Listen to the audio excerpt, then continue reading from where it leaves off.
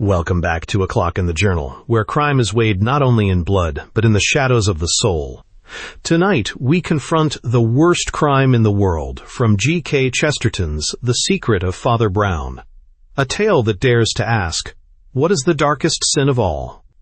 As the world points to murder, Father Brown sees deeper into the silent betrayals that scar eternity. Father Brown was wandering through a picture gallery with an expression that suggested that he had not come there to look at the pictures. Indeed, he did not want to look at the pictures, though he liked pictures well enough. Not that there was anything immoral or improper about those highly modern pictorial designs. He would indeed be of an inflammable temperament who was stirred to any of the more pagan passions by the display of interrupted spirals, inverted cones, and broken cylinders with which the art of the future inspired or menaced mankind. The truth is that Father Brown was looking for a young friend who had appointed that somewhat incongruous meeting place, being herself of a more futuristic turn. The young friend was also a young relative, one of the few relatives that he had. Her name was Elizabeth Fane, simplified into Betty, and she was the child of a sister who had married into a race of refined but impoverished squires. As the squire was dead as well as impoverished, Father Brown stood in the relation of a protector as well as a priest, and in some sense a guardian as well as an uncle. At the moment, however, he was blinking about at the groups in the gallery without catching sight of the familiar brown hair and bright face of his niece. Nevertheless, he saw some people he knew and a number of people he did not know, including some that, as a mere matter of taste, he did not much want to know. Among the people the priest did not know, and who yet aroused his interest, was a lithe and alert young man, very beautifully dressed and looking rather like a foreigner, because, while his beard was cut in a spade shape like an old Spaniard's, his dark hair was cropped so close as to look like a tight, black skull-cap. Among the people the priest did not particularly want to know was a very dominant-looking lady, sensationally clad in scarlet, with a mane of yellow hair too long to be called bobbed, but too loose to be called anything else. She had a powerful and rather heavy face of a pale and rather unwholesome complexion, and when she looked at anybody she cultivated the fascinations of a basilisk. She towed in attendance behind her a short man with a big beard and a very broad face, with long, sleepy slits of eyes. The expression of his face was beaming and benevolent, if only partially awake, but his bull neck, when seen from behind, looked a little brutal. Father Brown gazed at the lady, feeling that the appearance and approach of his niece would be an agreeable contrast. Yet he continued to gaze for some reason, until he reached the point of feeling that the appearance of anybody would be an agreeable contrast. It was therefore with a certain relief, though with a slight start as of awakening, that he turned at the sound of his name and saw another face that he knew. It was the sharp but not unfriendly face of a lawyer named Granby, whose patches of gray hair might almost have been the powder from a wig, so incongruous were they with his youthful energy of movement. He was one of those men in the city who run about like schoolboys in and out of their offices. He could not run round the fashionable picture gallery quite in that fashion, but he looked as if he wanted to, and fretted as he glanced to left and right, seeking somebody he knew. "I didn't know," said Father Brown, smiling, "that you were a patron of the new art." "I didn't know that you were," retorted the other. "I came here to catch a man." "I hope you will have good sport," answered the priest. "I'm doing much the same." "Said he was passing through to the continent," snorted the solicitor. "And could I meet him in this cranky place?" He ruminated a moment and said abruptly, "Look here. I know you can keep a secret. Do you know Sir John Musgrave?" "No," answered the priest, "but I should hardly have thought he was a secret, though they say he does hide himself in a castle. Isn't he the old man they tell all those tales about? How he lives in a tower with a real portcullis and drawbridge, and generally refuses to emerge from the Dark Ages? Is he one of your clients?" "No," replied Granby shortly. "It's his son, Captain Musgrave, who has come to us. But the old man counts for a good deal in the affair, and I don't know him. That's the point. Look here, this is confidential, as I say, but I can confide in you. He dropped his voice and drew his friend apart into a side gallery containing representations of various real objects, which was comparatively empty. "This young Musgrave," he said, "wants to raise a big sum from us on a post-obit on his old father in Northumberland. The old man's long past 70, and presumably will obit some time or other. But what about the post, so to speak? What will happen afterwards to his cash and castles and portcullises and all the rest? It's a very fine old estate and still worth a lot, but strangely enough it isn't entailed. So you see how we stand. The question is, as the man said in Dickens, is the old man friendly? If he's friendly to his son, you'll feel all the friendlier," observed Father Brown. "No, I'm afraid I can't help you. I never met Sir John Musgrave, and I understand very few people do meet him nowadays. But it seems obvious you have a right to an answer on that point before you lend the young gentleman your firm's money. Is he the sort that people cut off with a shilling?" "Well, I'm doubtful," answered the other. "He's very popular and brilliant and a great figure in society, but he's a great deal abroad, and he's been a journalist." "Well," said Father Brown, "that's not a crime. At least not always." "Nonsense," said Granby curtly. "You know what I mean. He's rather a rolling stone, who's been a journalist and a lecturer and an actor and all sorts of things. I've got to know where I stand. Why, there he is." And the solicitor, who had been stamping impatiently about the emptier gallery, turned suddenly and darted into the more crowded room at a run. He was running towards the tall and well-dressed young man with the short hair and the foreign-looking beard. The two walked away together talking, and for some moments afterwards Father Brown followed them with his screwed, short-sighted eyes. His gaze was shifted and recalled, however, by the breathless and even boisterous arrival of his niece, Betty. Rather to the surprise of her uncle, she led him back into the emptier room and planted him on a seat that was like an island in that sea of floor. "I've got something I must tell you," she said. "It's so silly that nobody else will understand it." "You overwhelm me," said Father Brown. "Is it about this business your mother started telling me about? Engagements and all that? Not what the military historians call a general engagement. You know," she said, "that she wants me to be engaged to Captain Musgrave." "I didn't," said Father Brown with resignation, "but Captain Musgrave seems to be quite a fashionable topic." "Of course we're very poor," she said, "and it's no good saying it makes no difference." "Do you want to marry him?" asked Father Brown, looking at her through his half-closed eyes. She frowned at the floor and answered in a lower tone. "I thought I did. At least I think I thought I did. But I've just had rather a shock." "Then tell us all about it." "I heard him laugh," she said. "It is an excellent social accomplishment," he replied. "You don't understand," said the girl. "It wasn't social at all. That was just the point of it, that it wasn't social." She paused a moment and then went on firmly. "I came here quite early and saw him sitting quite alone in the middle of that gallery with the new pictures. That was quite empty then. He had no idea I or anybody was near. He was sitting quite alone and he laughed." "Well, no wonder," said Father Brown.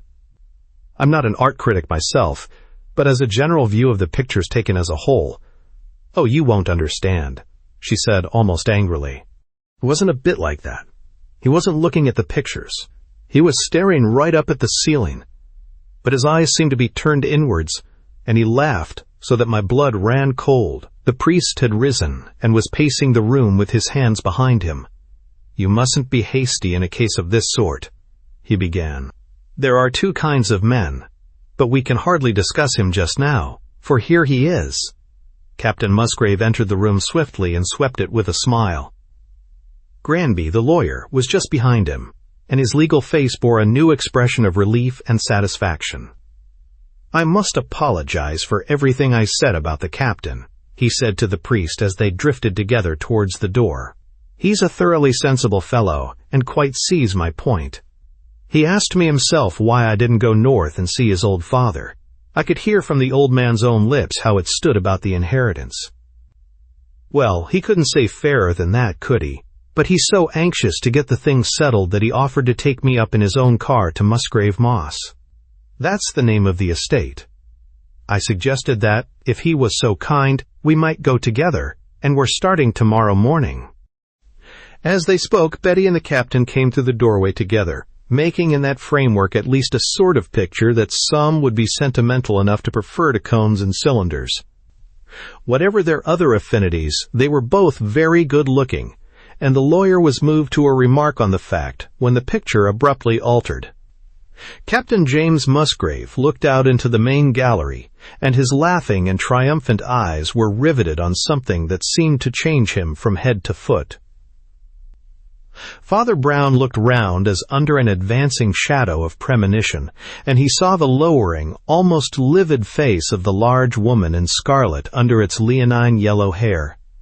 She always stood with a slight stoop, like a bull lowering its horns, and the expression of her pale, pasty face was so oppressive and hypnotic that they hardly saw the little man with the large beard standing beside her. Musgrave advanced into the center of the room towards her, almost like a beautifully dressed waxwork wound up to walk. He said a few words to her that could not be heard. She did not answer, but they turned away together, walking down the long gallery as if in debate, the short, bull-necked man with the beard bringing up the rear like some grotesque goblin page. "Heaven help us," muttered Father Brown, frowning after them. "Who in the world is that woman?" "No pal of mine, I'm happy to say," replied Granby with grim flippancy. "Looks as if a little flirtation with her might end fatally, doesn't it?" "I don't think he's flirting with her," said Father Brown. Even as he spoke, the group in question turned at the end of the gallery and broke up, and Captain Musgrave came back to them in hasty strides. "Look here," he cried, speaking naturally enough, though they fancied his color was changed.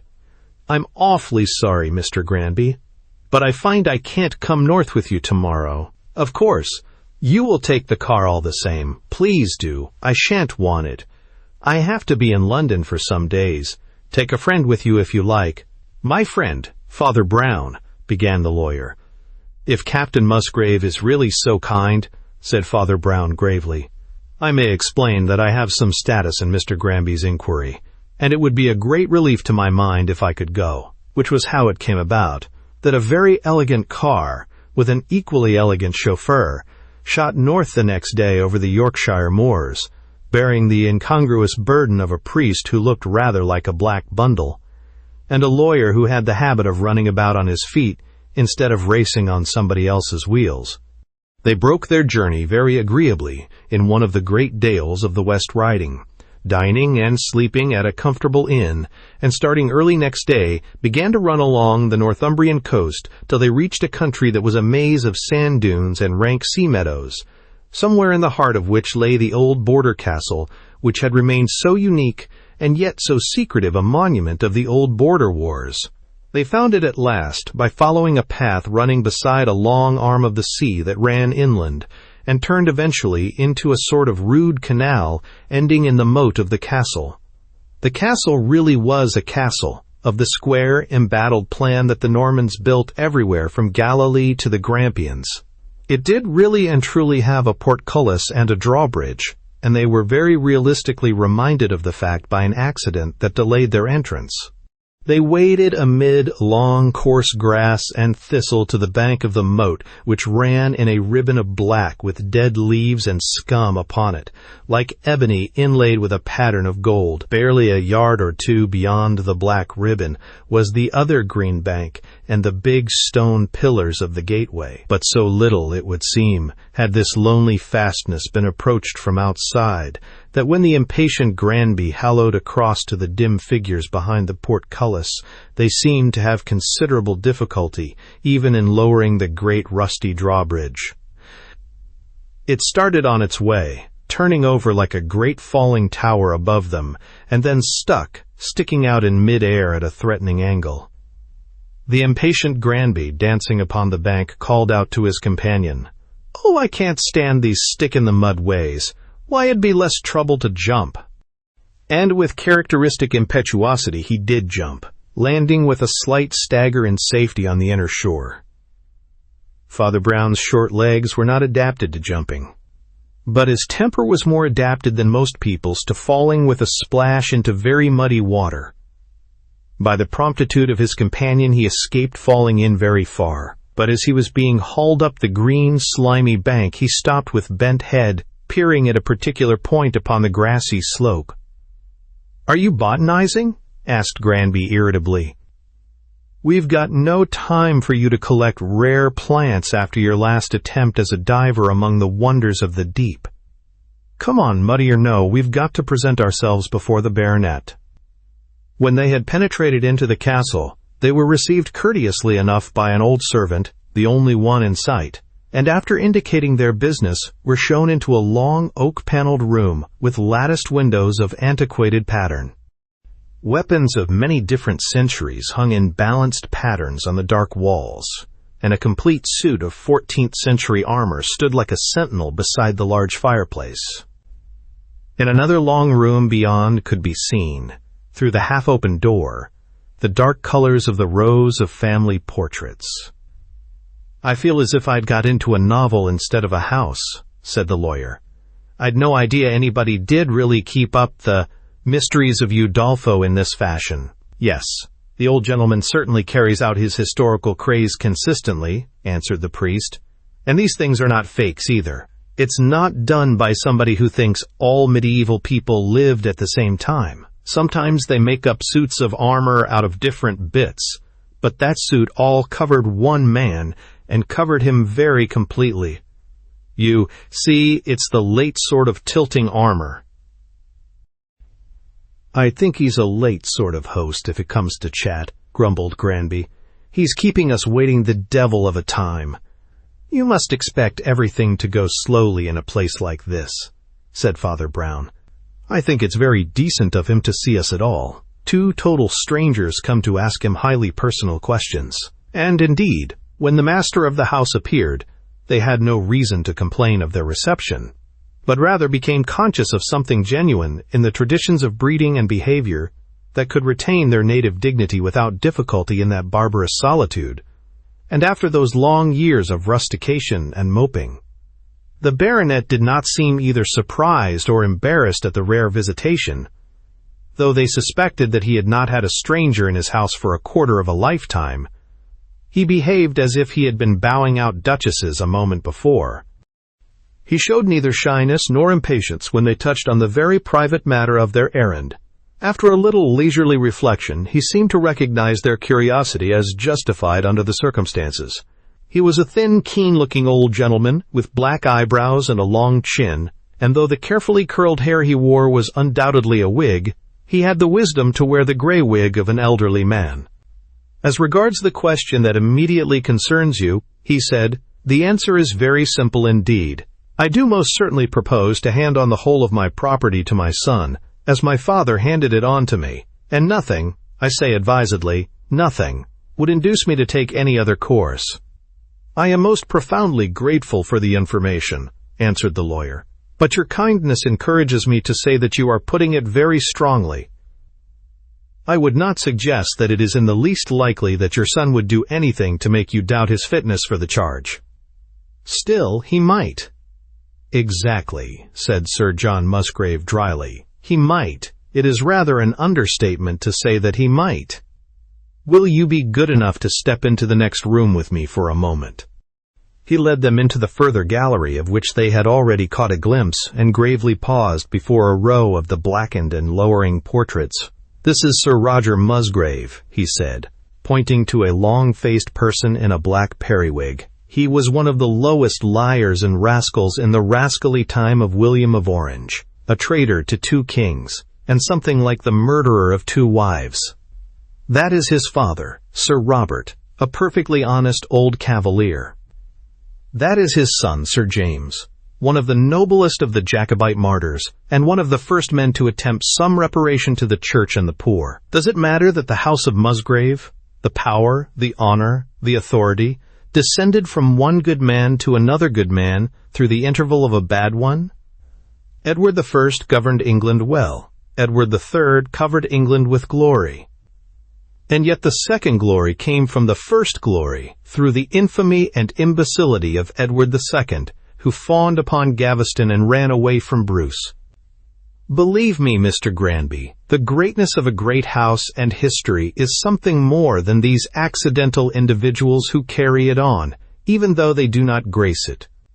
From father to son our heritage has come down, and from father to son it shall continue. You may assure yourselves, gentlemen, and you may assure my son, that I shall not leave my money to a home for lost cats. Musgrave shall leave it to Musgrave till the heavens fall. Yes, said Father Brown thoughtfully, I see what you mean. And we shall be only too glad, said the solicitor, to convey such a happy assurance to your son. You may convey the assurance, said their host gravely. He is secure in any event of having the castle, the title, the land, and the money. There is only a small and merely private addition to that arrangement. Under no circumstances whatever will I ever speak to him as long as I live. The lawyer remained in the same respectful attitude, but he was now respectfully staring. Why, what on earth has he? I am a private gentleman, said Musgrave, as well as the custodian of a great inheritance. And my son did something so horrible that he has ceased to be, I will not say a gentleman, but even a human being. It is the worst crime in the world. Do you remember what Douglas said when Marmion, his guest, offered to shake hands with him? Yes, said Father Brown. My castles are my king's alone, from turret to foundation stone, said Musgrave. The hand of Douglas is his own. He turned towards the other room and showed his rather dazed visitors back into it. I hope you will take some refreshment, he said, in the same equable fashion. If you have any doubt about your movements, I should be delighted to offer you the hospitality of the castle for the night. Thank you, Sir John, said the priest in a dull voice, but I think we had better go. I will have the bridge lowered at once, said their host, and in a few moments the creaking of that huge and absurdly antiquated apparatus filled the castle like the grinding of a mill. Rusty as it was, however, it worked successfully this time, and they found themselves standing once more on the grassy bank beyond the moat. Granby was suddenly shaken by a shudder. What in hell was it that his son did? He cried. Father Brown made no answer, but when they had driven off again in their car and pursued their journey to a village not far off, called Greystones, where they alighted at the Inn of the Seven Stars, the lawyer learned with a little mild surprise that the priest did not propose to travel much farther. In other words, that he had apparently every intention of remaining in the neighborhood. I cannot bring myself to leave it like this, he said gravely. I will send back the car, and you, of course, may very naturally want to go with it. Your question is answered. It is simply whether your firm can afford to lend money on young Musgrave's prospects. But my question isn't answered. It is whether he is a fit husband for Betty. I must try to discover whether he's really done something dreadful, or whether it's the delusion of an old lunatic. But, objected the lawyer, if you want to find out about him, why don't you go after him? Why should you hang about in this desolate hole where he hardly ever comes? What would be the use of my going after him? Asked the other. There's no sense in going up to a fashionable young man in Bond Street and saying, Excuse me, but have you committed a crime too horrible for a human being? If he's bad enough to do it, he's certainly bad enough to deny it, and we don't even know what it is. No, there's only one man that knows and may tell, in some further outburst of dignified eccentricity. I'm going to keep near him for the present. And in truth, Father Brown did keep near the eccentric baronet, and did actually meet him on more than one occasion, with the utmost politeness on both sides. For the baronet, in spite of his years, was very vigorous and a great walker, and could often be seen stumping through the village and along the country lanes. Only the day after their arrival, Father Brown, coming out of the inn on to the cobbled marketplace, saw the dark and distinguished figure stride past in the direction of the post office. He was very quietly dressed in black, but his strong face was even more arresting in the strong sunlight. With his silvery hair, swarthy eyebrows, and long chin, he had something of a reminiscence of Henry Irving, or some other famous actor. In spite of his hoary hair, his figure as well as his face suggested strength, and he carried his stick more like a cudgel than a crutch. He saluted the priest and spoke with the same air of coming fearlessly to the point which had marked his revelations of yesterday. "If you are still interested in my son," he said, using the term with an icy indifference, "you will not see very much of him. He has just left the country. Between ourselves, I might say fled the country." "Indeed," said Father Brown with a grave stare. "Some people I never heard of, called Grunov, have been pestering me, of all people, about his whereabouts," said Sir John. "And I've just come in to send off a wire to tell them that, so far as I know, he's living in the Poste Restante, Riga. Even that has been a nuisance. I came in yesterday to do it, but was 5 minutes too late for the post office. Are you staying long?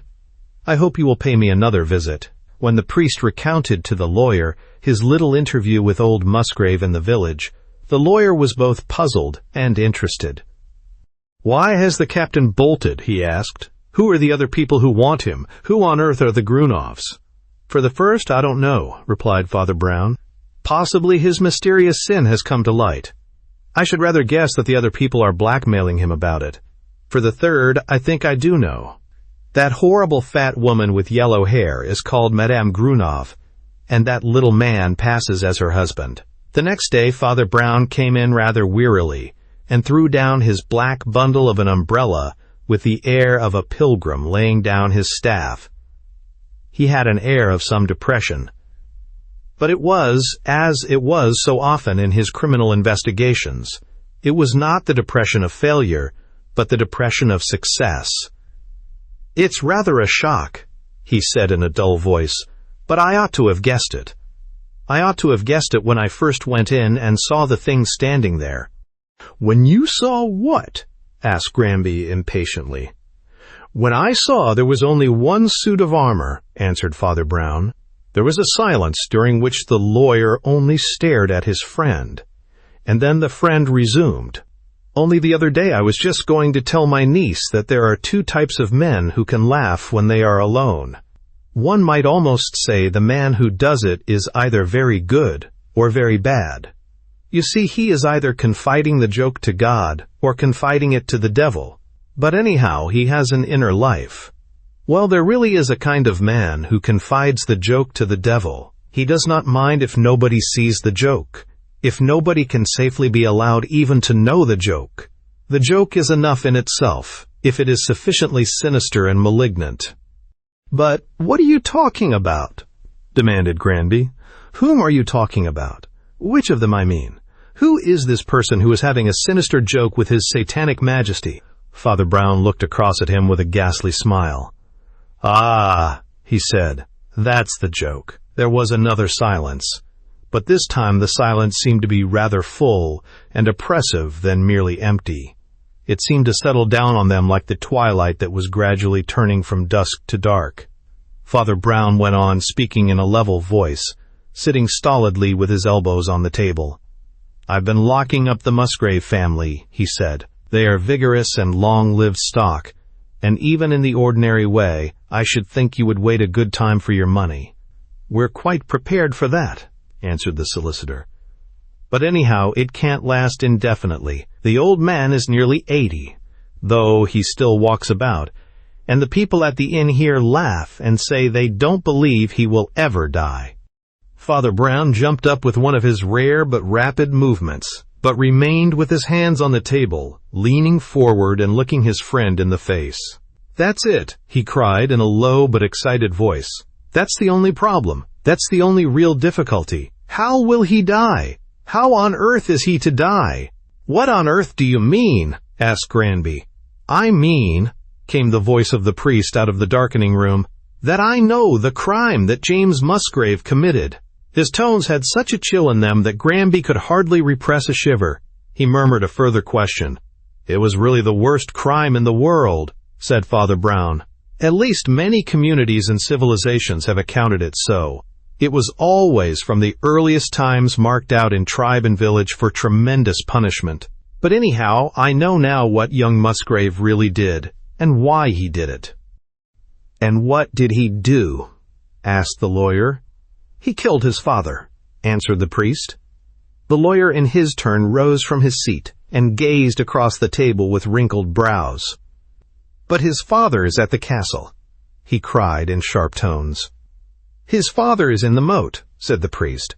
"And I was a fool not to have known it from the first when something bothered me about that suit of armor. Don't you remember the look of that room? How very carefully it was arranged and decorated? There were 2 crossed battle axes hung on one side of the fireplace, 2 crossed battle axes on the other. There was a round Scottish shield on one wall, a round Scottish shield on the other. And there was a stand of armor guarding one side of the hearth, and an empty space on the other. Nothing will make me believe that a man who arranged all the rest of that room with that exaggerated symmetry left that one feature of it lopsided. There was almost certainly another man in armor. And what has become of him?" He paused a moment, and then went on in a more matter-of-fact tone. "When you come to think of it, it's a very good plan for a murder, and meets the permanent problem of the disposal of the body. The body could stand inside that complete tilting armor for hours, or even days, while servants came and went, until the murderer could simply drag it out in the dead of night and lower it into the moat, without even crossing the bridge. And then, what a good chance he ran. As soon as the body was at all decayed in the stagnant water, there would sooner or later be nothing but a skeleton in 14th century armor, a thing very likely to be found in the moat of an old border castle. It was unlikely that anybody would look for anything there, but if they did, that would soon be all they would find, and I got some confirmation of that. That was when you said I was looking for a rare plant. It was a plant in a good many senses, if you'll excuse the jest. I saw the marks of 2 feet sunk so deep into the solid bank, I was sure that the man was either very heavy or was carrying something very heavy. Also, by the way, there's another moral from that little incident when I made my celebrated graceful and cat-like leap." "My brain is rather reeling," said Granby, "but I begin to have some notion of what all this nightmare is about. What about you and your cat-like leap?" "At the post office today," said Father Brown, "I casually confirmed the statement the baronet made to me yesterday, that he had been there just after closing time on the day previous, that is, not only on the very day we arrived, but at the very time we arrived. Don't you see what that means? It means that he was actually out when we called, and came back while we were waiting, and that was why we had to wait so long. And when I saw that, I suddenly saw a picture that told the whole story." "Well," asked the other impatiently, "and what about it?" "An old man of 80 can walk," said Father Brown. "An old man can even walk a good deal, pottering about in country lanes. But an old man can't jump. He would be an even less graceful jumper than I was. Yet, if the baronet came back while we were waiting, he must have come in as we came in, by jumping the moat, for the bridge wasn't lowered till later. I rather guess he had hampered it himself to delay inconvenient visitors, to judge by the rapidity with which it was repaired. But that doesn't matter. When I saw that fancy picture of the black figure with the gray hair taking a flying leap across the moat, I knew instantly that it was a young man dressed up as an old man. And there you have the whole story." "You mean," said Granby slowly, "that this pleasing youth killed his father, hid the corpse first in the armor and then in the moat, disguised himself, and so on?" "They happened to be almost exactly alike," said the priest. "You could see from the family portraits how strong the likeness ran. And then you talk of his disguising himself. But, in a sense, everybody's dress is a disguise. The old man disguised himself in a wig and the young man in a foreign beard. When he shaved and put the wig on his cropped head, he was exactly like his father, with a little make-up. Of course you understand now why he was so very polite about getting you to come up next day here by car. It was because he himself was coming up that night by train. He got in front of you, committed his crime, assumed his disguise, and was ready for the legal negotiations." "Ah," said Granby thoughtfully, "the legal negotiations.